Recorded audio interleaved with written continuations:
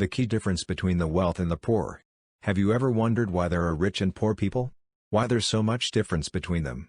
One can live whatever he wants, live in mansions, have fancy cars and don't have to check the price tag while spending his money.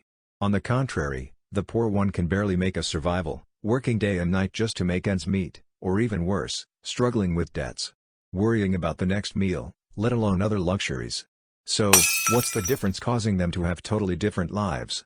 Well, before diving into it, let's check a famous documentary, directed by BBC The Up series. It's about documenting a group of 7-year-old from different background. Some are from rich family and some aren't.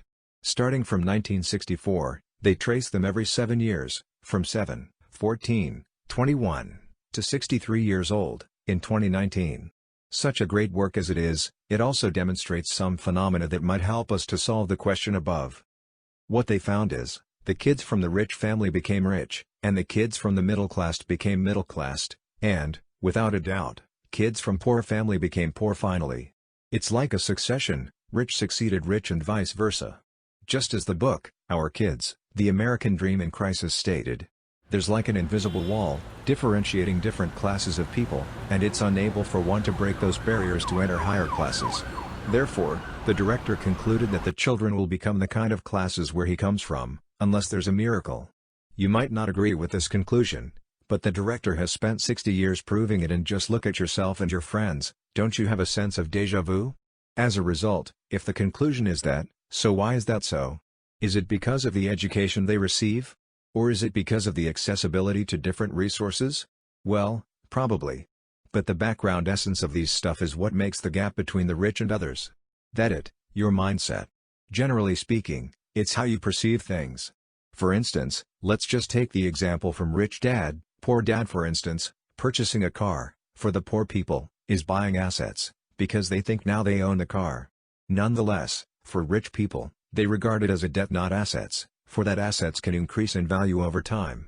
Buying a car not only won't increase one's assets, but pretty likely, it's going to render you a debt, because of the taxes, oil fees, repairs fees, one has to pay, reducing one's value. Money for easy understanding. Simply from the example, we can see how these two types of people see things from different angles. And since our thoughts will affect our action, which gives the results in the end.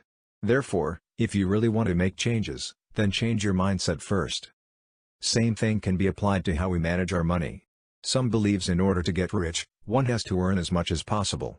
Unfortunately, it's not 100% true, since we've all seen examples of someone who, after winning the lottery, squander all the money in just a few years or so.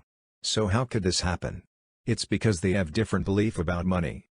Just before the book Rich Dad Poor Dad came out, general public only knows one rule.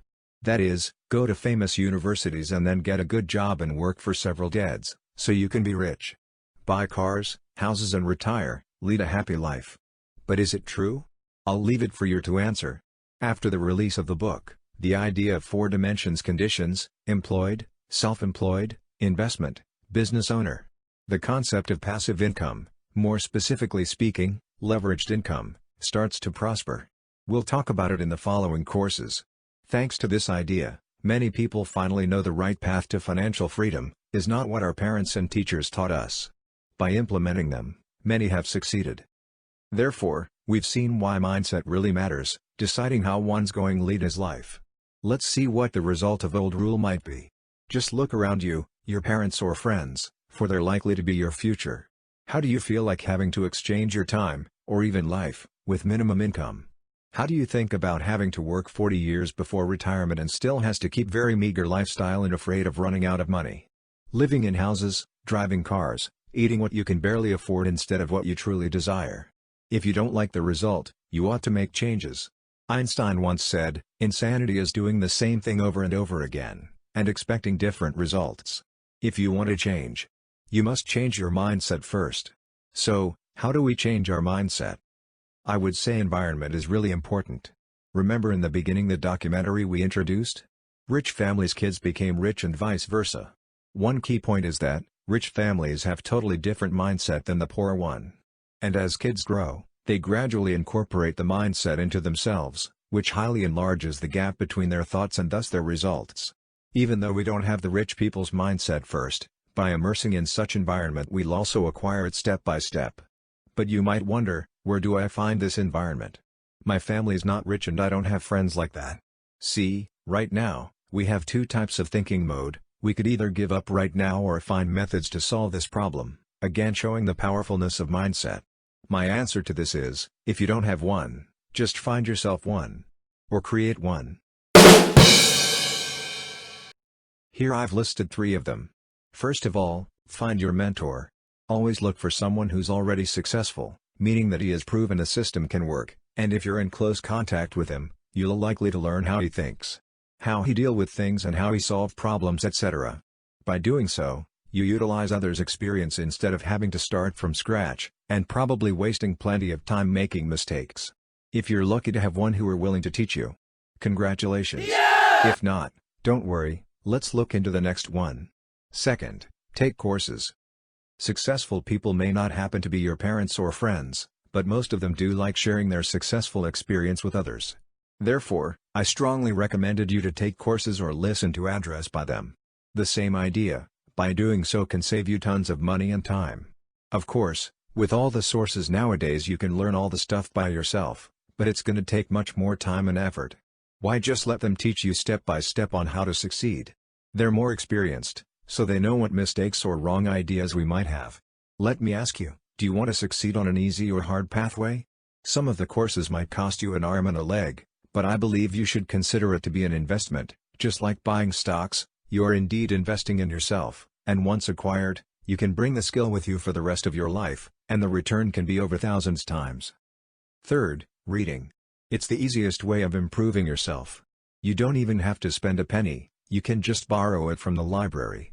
By reading, you get to have more perspectives, have more freedom on your mindset. Just think like this, where do those successful people get their mindset from? Other successful people? And where do they get their ideas from? I believe if we trace back, it's highly likely that they acquire it through reading, or actually conducting a project or so, and then he writes down this idea into a book, to share his ideas to others. Reading has so many benefits, while people nowadays seldom read. I can identify that, because of all the attractions out there, but in order to get success you need to foster such habits of reading. You don't have to suddenly set goals to read 1 book a day, with incremental progress every day, like a few pages a day, can help you achieve your final goals. Conclusion. Let's review a little bit about what we've learned today. 1. Mindset is what differentiates the rich and the poor.